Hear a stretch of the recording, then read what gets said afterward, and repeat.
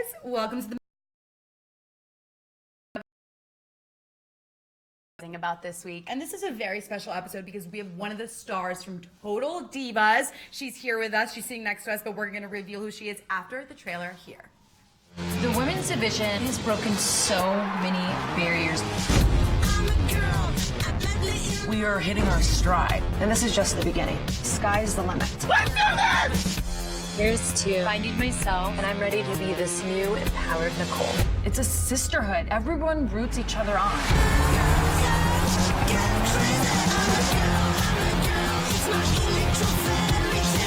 Perry is here from Total Divas. Hey guys, welcome. Welcome. You look white hot and fabulous. Thank you for having me. We're so glad to have you. So we want to know, what can we expect from this season of Total Divas? Spill the tea with Nicki, everything. I want to know. Well, there's so much happening. You're going to see definitely Paige and I kind of go at it a couple times. Ooh. So, but you know, that's what happens with two very strong, opinionated girls. And also like that sometimes when you're together 300 days of the year, that's just what happens, you know. We're always together. Yeah, like we're work wives too. And like, sometimes we got a, little cat fight. Exactly. It's healthy. Yeah. You guys at home just missed this. We were talking to CJ before, and you guys travel 300 days of the year, you said. Yes, So yes. that's got to be crazy too. Yes, we travel 300 days of the year, all over the world, different city every single day.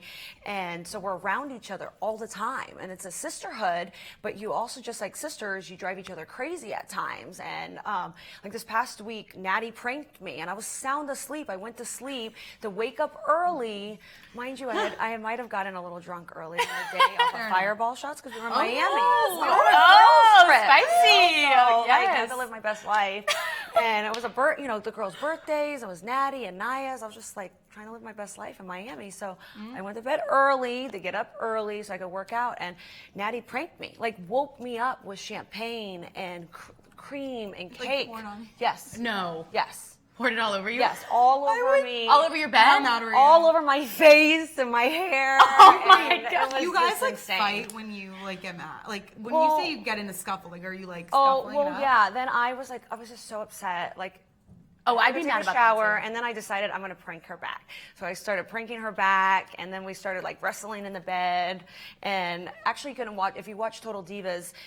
It's on Wednesday at 9, 8 Central. And the episode before it, or the time slot before it, is a rerun from last week. So if you tune in this week, you can see this episode. So we can. But my husband was like, he was watching, he was like, this is really sexual. And I'm like, how's that sexual? Because we're fighting, like on the bed, like, wrestling. And he's like, this is really sexual. I'm like, man, I can't with you guys. right. I'm like, we're Exactly. fully, like we're in shorts. And he's like, this is just so And it's your sexual profession. fight. It's just like. It's such a sexual fight. I'm like, oh God, okay. But it's a really fun episode. And then this next week, I believe, actually, you're going to see my husband Narusef on. Ooh. Yeah, and he is very Bulgarian and very, very Bulgarian. I'm just going to put it out there. And he wants baby, and so you're going to see a lot of, you're actually We're going to get like a lot of some personal details on this one. Okay. And Nicole and Nicki Bella and him actually plan a birthday party for Birdie, her first birthday. So that will be this week. So you have to tune in to see what happens. Yeah. Oh my gosh, so fun. Okay, so we know you as CJ Perry, but a lot of the viewers know you as Lana, as your ring name. So how has Lana evolved over this newest season? Oh gosh. I would say I dyed my hair pink at one point because in WWE, we work 300 days of the year, but and we're 3 days of the week where it's not non-televised shows. So it's not on live TV. And so 3 days a week, I'm wrestling 3 days a week. And then Tuesday I'm on SmackDown Live, which is Tuesday. And that is a live televised event. And so a lot of that depends on creative and whatever story is going to be told. And at one point I wasn't, and you see this on this season, is like I wasn't on TV. I wasn't in a story for 12 weeks. And I was just like, just crying and so upset because I want to be in a compelling story. And, that really does affect what fans think about you and how they react to you.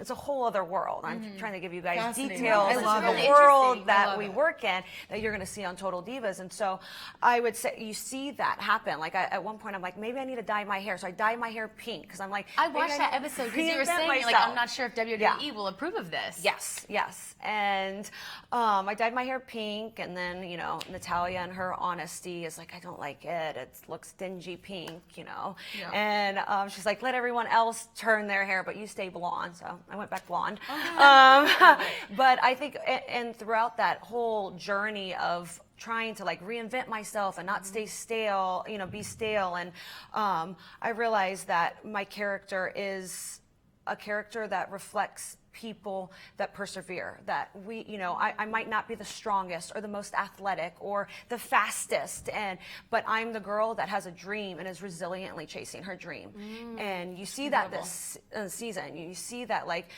you might not always be the smartest or the best, but if you're resilient and you work hard and you persevere no matter what, it does pay off. And you see that this season. You're going to see a major payoff at the end of the season. And you can feel dedication too, and I love that. Passion. You have Yeah, passion. I feel like that's so relatable to anyone watching, whether they're trying to become WWE fighter or if they're just trying to make it in their job, right? Yes, and anything. If you want to make it in journalism or a doctor or a lawyer or fashion, it's like if you have a dream and you're passionate about it, pursue it and resiliently, and be ready for a lot of no's along the way and a lot of speed bumps, but just get back and continue to chase your dream. Yeah, absolutely. On that note, I recently started a fitness journey. I'm really excited about Awesome. it. And it really took to one day where I just didn't like what I saw in the mirror, and I was like, you know what, no excuses. I'm really gonna go do something about it. And I think I got a lot of responses, whatever, on my Instagram. A lot of people feel that way too. You are obviously so in amazing shape. Really obviously. amazing. and you have obviously an amazing work ethic. You're working all the time, 300 days of the year. You're traveling. What is some advice that you would have for someone who wants to begin on a fitness journey but is kind of intimidated about going to the gym and whatever? I definitely, there's so many, everybody's different and every metabolism is different. But I always say cardio is a big part, I think, of actually shedding pounds. If you want to actually shed pounds, I just think cardio is definitely does it. Whenever I would want to shed pounds, I would, pick a favorite show on my iPad and hit it for 45 minutes. And it just goes so much quicker because you're watching your favorite show. And if it's like Scandal or How They Get Away with Murder, I'm like, Shonda Rhimes, love it. yes. That's Shonda's show. Love her. Grey's Anatomy. Yes. All the new stuff she's gonna have on Netflix. I'm so excited for it. Okay, So that I think makes a really, if you want to tone, then that definitely you need to be weightlifting for sure. But I think when it comes to just pounds, 3 days a week to 4 days a week, 45 minutes, you'll notice a huge difference. I think it's just about committing and having a personal goal, whether it's getting fit. I think it's great. Cool. Thank you. So I want to go back to something you mentioned earlier I thought was interesting is about the storyline, and you wanted to be a part of a good storyline. How do you, when you think about that, how do you sort of, or do you feel the need to reinvent yourself or sort of create these new storylines to fit into something else? And how do you stay true to yourself? How do you get inspired to be a part of that, if that makes sense? How do I... It's just interesting to me to be a part of the storyline. Do you feel the pressure that you need to reinvent or do something different or still stay true to yourself? I think you always have to stay true to yourself. I think that's really, really important. And I think also finding an extension of yourself. So if at one point, the majority of my career, I had to be a bad guy on TV, a Russian villain. And when I first started in WWE, I came from an acting background in LA, and I always liked to play the goofy or the silly girl or the kind of the dumb girl. And I never saw myself really being a bitch, because I'm I'm happy, I love people, I just count my blessings. And then I pitched all these different roles, and then at one point they paired me actually with my husband, and because he's Bulgarian and I speak fluent Russian, and they're match made in heaven. yes. And they wanted me really serious. Kind of, I got inspiration from Rocky IV and the Russian wife, and they loved it. And then I just morphed this character that was this Russian bitch that was just super would just go out there and be like ruthless. And people loved it. And I never thought that I would be that, but I knew that there was a side of me. There's a side of me that if you mess with me, I will end you. I will destroy you and crush you. I will super kick you right now. For the Mission Live, that'd be wild. I want you on.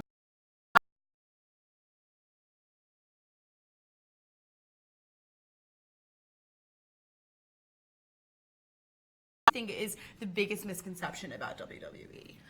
I think there's several misconceptions. I think the first one is definitely that it's fake. Like people be like, oh, it's fake. And it's not fake. We have predetermined endings. Just like movies have predetermined endings, TV shows have predetermined endings. We have predetermined endings, but it is a contact sport. Like we have some of the best athletes in the entire world, and look at Ronda Rousey. She's in there just like crushing people.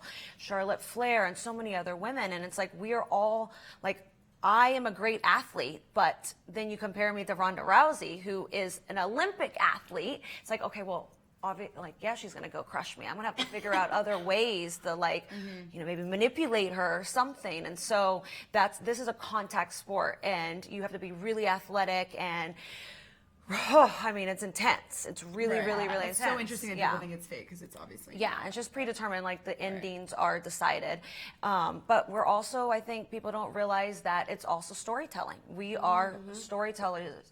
It is a scripted television show. It is so cool. Yeah, so it's awesome. And you clearly love what you do. I love what I do. That's amazing. It's a soap opera that we resolve our conflict in the ring. So we need to Sarah, should we get a ring at Refinery and just honestly think this is. I just have one more question because you're talking so much about being an athlete. We know a lot of girls when they start to grow up, they start like quitting a lot of the sports that they join. I know I did. I've lost confidence in myself as an athlete, and I quit. Didn't really make it past JV in high school. What is your advice to those young women that are like playing a sport and are starting to lose confidence in themselves because they feel this pressure to fit into the girl and girls don't play sports, etc.? What advice do you have for them?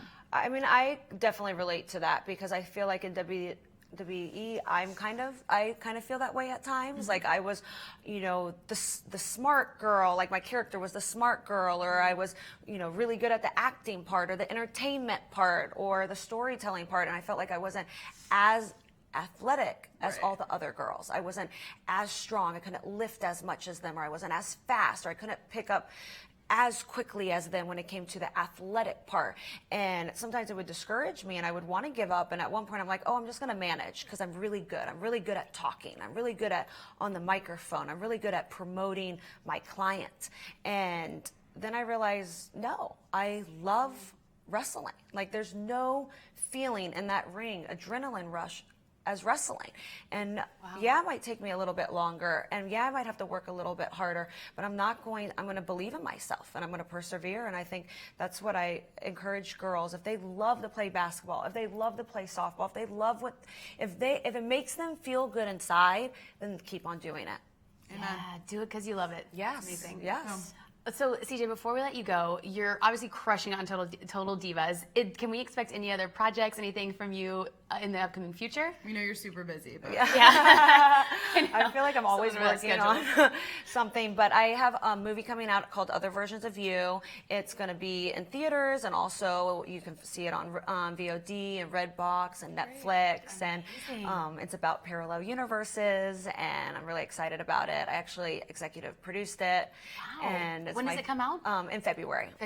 Valentine's Day. So I'm really excited about that. And I'm one of the supporting roles, but I'm really excited. It's my first featured film that I've actually produced, and I want to get more into producing.